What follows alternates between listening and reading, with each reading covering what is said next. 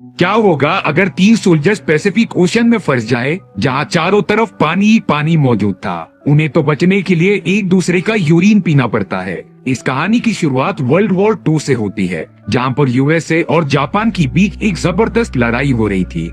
अब यहाँ कुछ सोल्जर्स को एक मिशन मिला होता है कि वो हेलीकॉप्टर की मदद से समुद्र के रास्ते से जा रही जापान की एक शिप पर हमला कर दें। इसीलिए अब यूएसए के 3 बेहतरीन सोल्जर्स निकल पड़ते हैं अपने हेलीकॉप्टर लेकर। प्लेन के पायलट का नाम हेराल्ड था और उसके साथ जैक और टोनी नाम की 2 असिस्टेंट भी मौजूद थे। हेराल्ड तो लगातार प्लेन को लेकर समुद्र के रास्ते की तरफ बढ़ने लगा था ताकि वो जापानी शिप को ढूंढ सके। वो तीनों कई घंटों से उड़ते हुए पैसिफिक ओशन के ऊपर आ गए थे, पर तभी हेराल्ड को पता चलता है कि उसकी प्लेन में फ्यूल काफी ज्यादा कम है।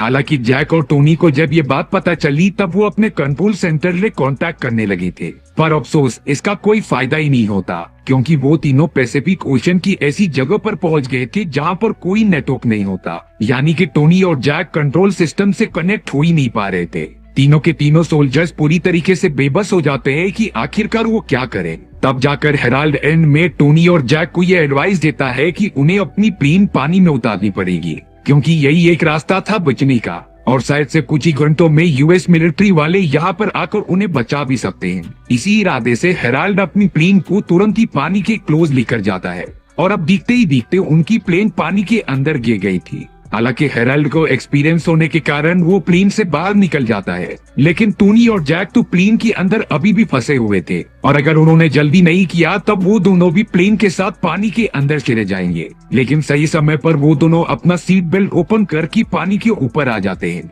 हेराल्ड ने तो जल्द से जल्द हवा से चलने वाली एक बोट को खोल दिया था, जिसके ऊपर वो तीनों जल्द से जल्द आकर बैठ जाते हैं। हेराल्ड, जैक और टोनी चारों तरफ से पानी से घिरे हुए थे। अब वो तीनों पूरी तरीके से फंस चुके थे, लेकिन यहाँ टोनी कहता है कि यूएस मिलिट्री वाले उन्हें बचाने जरूर आएंगे, पर हेराल्ड को ऐसा बिल्कुल भी नहीं लग रहा था। लेकिन यहाँ कुछ ही देर बाद उन तीनों को एक हेलीकॉप्टर दिखाई देता है। हेराल्ड कह रहा था कि हमें अपना पैराशूट बाहर निकालना चाहिए, जिससे कि हेलीकॉप्टर वाले सोल्जर्स उन्हें देख लें, पर बाद में पता चलता है कि पैराशूट उनकी प्लेन के साथ पानी के नीचे चला गया है। इसीलिए और कोई चारा न होने के कारण वो तीनों अपना जैकेट निकालकर प्लेन को दिखाने लग जाते हैं, लेकिन यहाँ उनका साइज काफी ज्यादा छोटा था, जो कि प्लेन दिख ही नहीं पाता। इसीलिए प्लेन में बैठे सोल्जर्स वापस चले जाते हैं। हेराल्ड, जैक और टोनी काफी ज्यादा निराश हो गए थे, पर अब हालात और भी ज्यादा बिगड़ने वाले होते हैं, क्योंकि उनके पास ना ही खाने के लिए खाना था और ना ही पीने के लिए पानी। उन तीनों के पास तो मदद आने का वेट करने के सिवा और कोई भी ऑप्शन ही नहीं था। ऊपर से झुलसा देने वाली गर्मी उनकी बॉडी का बुरा हाल कर दे रही थी। लेकिन असली खतरा तो रात में आएगा, क्योंकि पैसिफिक ओशन रात के समय इतना खतरनाक हो जाता था कि वहाँ से गुजरने वाले प्लेन्स भी क्रैश हो जाते थे। अब वो तीनों कैसे भी करके लाइफ बोट में बैठकर कैसे भी रात गुजार लेते हैं। सुबह होने पर हेराल्ड डायरेक्शन का पता लगा रहा था कि उन्हें किस सही रास्ते पर जाना है, और अब हेराल्ड ने डिसाइड किया कि वो साउथ अमेरिका की तरफ निकल पड़ेंगे, जो वेस्ट की तरफ है, और उन्हें वहाँ पर पहुँचने के लिए 1 हफ्ता लगेगा। जैक और टोनी कह रहे थे कि इन 1 हफ्तों में हम बिना खाने पीने की कैसे जिंदा रह पाएंगे। हेराल्ड ने तो रात के समय उन दोनों को पानी पीने का तरीका तो बता दिया था। दरअसल हेराल्ड अपने यूरिन को जूते में लेकर उसे पी रहा था, क्योंकि पैसिफिक ओशन का ये पूरा पानी खारा होता है। टोनी तो इसे पीने भी जा रहा था, लेकिन हेराल्ड टोनी को मना करता है कि खारा पानी होने की वजह से तुम्हें और बीमार कर देगा, जिसकी वजह से उन तीनों को कई टाइम के बाद पानी की एक बूंद भी नसीब नहीं होती। जैक ने ये सोचा कि वो मछली पकड़कर अपना पेट भर सकते हैं। तभी वो तीनों धागे जमा करके एक कांटा बनाने लगे थे, और उन्होंने मछली पकड़ने के लिए पानी में डाल भी दिया था। कुछ देर बाद उनके कांटे में मछली फंस भी जाती है, लेकिन काफी कोशिश करने पर जब वो मछली को ऊपर खींच रहे थे तब उनका कांटा ही टूट गया था। और तो और उन्हें इस बात का ध्यान रखना चाहिए कि वो किसी नदी के ऊपर नहीं, बल्कि एक बहुत ही बड़े महासागर में है, जहाँ पर छोटी छोटी मछलियाँ नहीं, शार्क जैसी खतरनाक मछलियाँ मौजूद हो सकती हैं। अब तो उन्हें खाना भी नसीब नहीं हो पा रहा था। कुछ ही घंटों के अंदर ही अंदर काफी तेज धूप के कारण उन तीनों की बॉडी एकदम सूखने लग जाती है। जैक तो इस तपती हुई गर्मी को संभाल नहीं पा रहा था, और वो बिना कुछ सोचे समझे पानी के अंदर कूद गया। उसे तो सिर्फ अपनी बॉडी को थोड़ा सा ठंडा करना था। लेकिन जब हेराल्ड बताता है कि इस खारे पानी के अंदर शार्क्स भी हो सकती हैं, तब जैक डर के मारे वापस लाइफ बोट पर आ गया था। अब तो पूरा एक दिन बिना खाना पानी के गुजारने के बाद उन तीनों की हालत काफी खराब होने लग जाती है।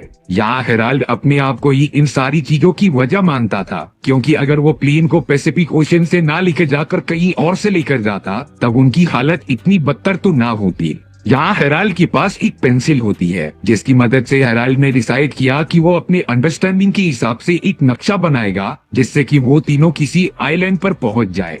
पेपर ना होने की वजह से हेराल्ड नक्शा कहीं भी बनाने लग जाता है। फिर वो उसे थोड़ा सा एनालाइज करने लगा था। हेराल्ड कहता है कि वेस्ट में ही एक आइलैंड है जहाँ पर हम बस सकते हैं, लेकिन इसके लिए उन्हें अपनी बोट की स्पीड को बढ़ाना पड़ेगा। इसीलिए वो तीनों जल्द से जल्द काम पे लग जाते हैं किसी लंगर बनाने के लिए। हेराल्ड, जैक और टोनी ने लाइफ बोट्स को एक साथ मिलाकर बोट के नीचे वाले हिस्से पर लगा दिया था, जिससे कि अब बोट पानी और हवा की प्रेशर की वजह से आगे बढ़ती जा रही थी। वो तीनों इस बात से काफी खुश हो जाते हैं कि उनकी स्पीड थोड़ी सी तो बढ़ गई है, लेकिन ये सारी चीजें तब तक ही काम करेंगी जब तक किसी खतरनाक शार्क की नजर उनके ऊपर ना पड़ जाए, क्योंकि अगर शार्क ने एक बार भी उनके ऊपर हमला किया तब वो तीनों ही नहीं बच पाएंगे। अब तो देखते ही देखते उन तीनों की मेंटल कंडीशन काफी खराब भी होने लगी थी, लेकिन इन सारी चीजों में उन तीनों ने एक चीज नहीं छोड़ी थी, गॉड से प्रे करना। वो लगातार गॉड से प्रे करते जाते हैं कि उनकी सलामती बनाए रखे। टोनी तो बड़े मासूम तरीके से कहता है कि काश बारिश हो जाए, क्योंकि बारिश की उन्हें सख्त जरूरत थी। हेराल्ड एक एक्सपीरियंस सोल्जर होने का फर्ज भी निभा रहा था, क्योंकि उसे पता होता है कि इस क्रिटिकल कंडीशन में खुश रहना काफी ज्यादा इम्पोर्टेंट है। इसीलिए हेराल्ड जैक और टोनी के साथ कुछ बातें करने लगा था ताकि उन दोनों का मोरल डाउन न हो। हेराल्ड तो अपने पुराने दिनों के फनी मोमेंट्स उन दोनों के साथ शेयर करता है, जिससे कि जैक और टोनी काफी ज्यादा खुश हो गए थे। और यही सारी चीजें इन कंडीशंस में सबसे ज्यादा इम्पोर्टेंट होती हैं। अगर उन तीनों का मनोबल टूट जाता तब वो तीनों अब तक मर चुके होते। अब यहाँ पूरी तरीके से रात हो गई थी, पर शायद से गॉड ने टोनी की बातें सुन ली होती हैं, क्योंकि कुछ ही देर के अंदर वहाँ पर तेजी से बारिश होने लगी थी। इतने दिनों बाद वो तीनों साफ पानी पी रहे थे। उनकी खुशी का तो अंदाजा ही नहीं था, जैसे कि ये पानी नहीं उनके लिए अमृत हो। जैक, हेराल्ड और टोनी कैसे भी करके पानी पीते जा रहे थे और उसे थोड़ा जमा भी करते जा रहे थे। कुछ ही घंटों में सुबह भी हो जाती है। हालांकि उन तीनों ने पेट भर के पानी पी लिया था, लेकिन इतने दिनों से उन तीनों ने कुछ भी नहीं खाया था। इसलिए जैक लगातार कांटे की मदद से मछलियां पकड़ता रहता है। हालांकि हेराल्ड कह रहा था कि इसका कोई फायदा ही नहीं है, क्योंकि पैसिफिक ओशन की सारी मछलियां पानी के बहुत ज्यादा अंदर ही मौजूद होती हैं। लेकिन जैक अपनी हिम्मत नहीं हारता और मछली को पकड़ते रहता है। उसने तो एक चाकू निकाल लिया था जिससे कि वो मछली को डायरेक्टली मार दे। हेराल्ड जैक को रोकता है, क्योंकि अगर गलती से वो चाकू बोट पर लग गया तब उन तीनों का डूब कर मरना फिक्स है। लेकिन जैक पता नहीं क्यों ये सारी चीजें करने के लिए रुकता ही नहीं।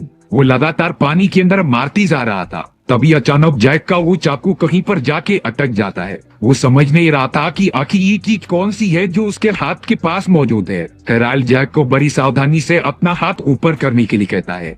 तब जाकर उन्हें पता चला कि जैक का चाकू एक बेबी शार्क के बॉडी में घुस चुका है, जिसे कि वो तीनों तुरंत ही ऊपर खींच लेते हैं। वो तीनों तो बिना कुछ सोचे समझे उस शार्क की बच्चे को कच्चा ही खाने लगे थे, क्योंकि इतने दिनों तक उन्होंने खाने का एक निवाला अपने मुंह के अंदर डाला ही नहीं था। उन्हें शार्क के बच्चे को खाने के बाद काफी ज्यादा सुकून मिलता है।